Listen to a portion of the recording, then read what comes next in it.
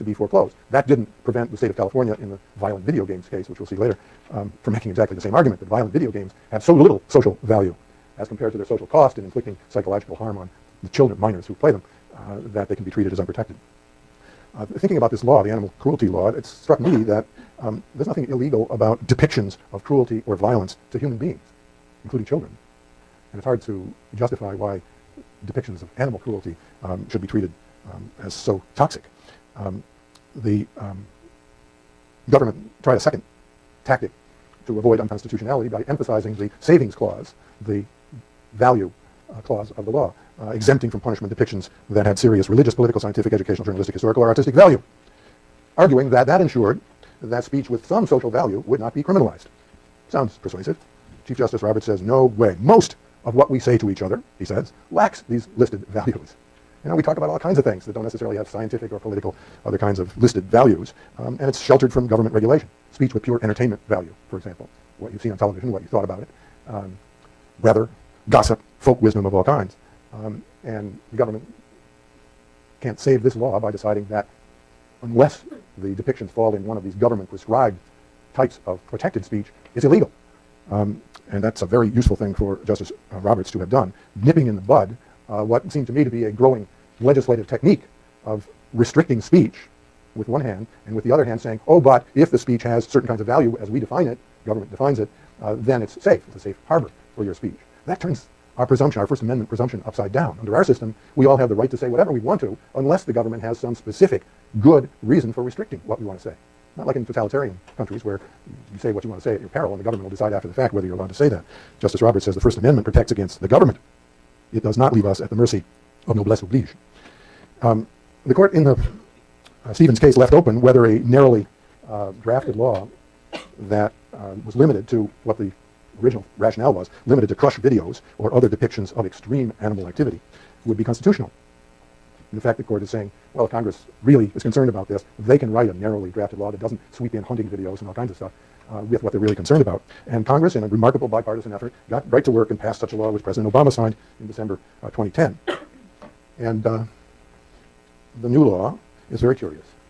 The new law prohibits the depiction, it's entitled the Animal Crush Video Prohibition Act of 2010. And you see in the reader the whole act, including the preamble, Congress's findings at the beginning. And Congress finds that the federal government and the states have a compelling interest in preventing intentional acts of extreme animal cruelty, as though they're trying to set up their argument that they have a compelling interest in whatever they're about to legislate. And then the Congress finds in its judgment that many Animal Crush videos are obscene, in the sense that the depictions taken as a whole appeal to the prurient interest in sex, are patently offensive, and lack serious literary, artistic, political, or scientific value.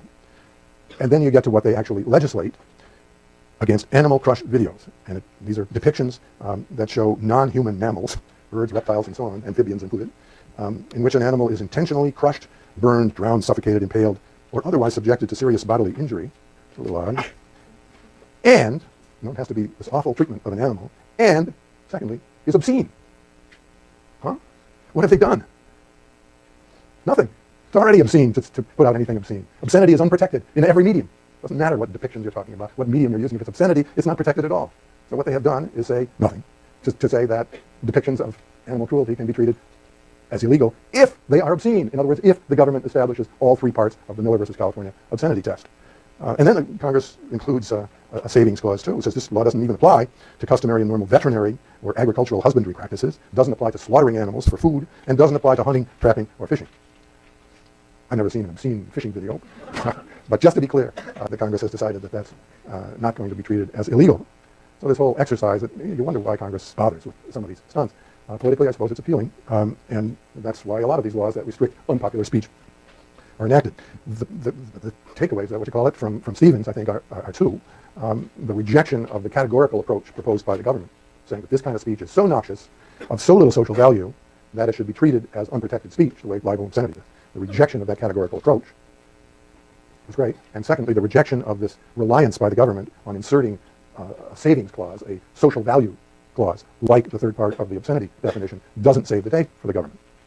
This issue may well be addressed in United States versus Alvarez, the case in which the court hears argument tomorrow in Washington, and the case which will be the subject of your paper.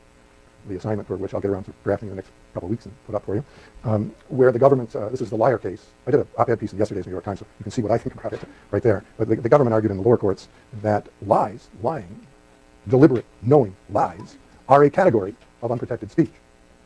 And this man, Javier Alvarez, was elected to a water board down south, and he got up at the first meeting and introduced himself as an ex-Marine who'd been wounded in combat, shot in the back, and had received the Congressional Medal of Honor. All lies. None of it was true. Never been a Marine. Never was injured in combat, and certainly never received the Congressional Medal of Honor. And he was exposed right away as a phony in the press and in the local community, but the government nonetheless went after him and prosecuted him for violating the Stolen Valor Act that Congress passed in 2006 that made it a federal crime to lie about receiving a military medal. And he was convicted, appealed. The Ninth Circuit Court of Appeals held that the law violated the First Amendment. The government has taken the case to the Supreme Court. The argument's tomorrow. Should be able to listen to the argument when it's posted on the court's website at the end of the week. The government has backed away from the categorical approach, apparently realizing that Stevens and then the violent video games case pretty much slammed the door shut on creation of a new category of unprotected speech. So watch for that. And as I say, on Thursday, we're going to start with libel. So start thinking about what somebody has to prove in order to win a libel case. See you then.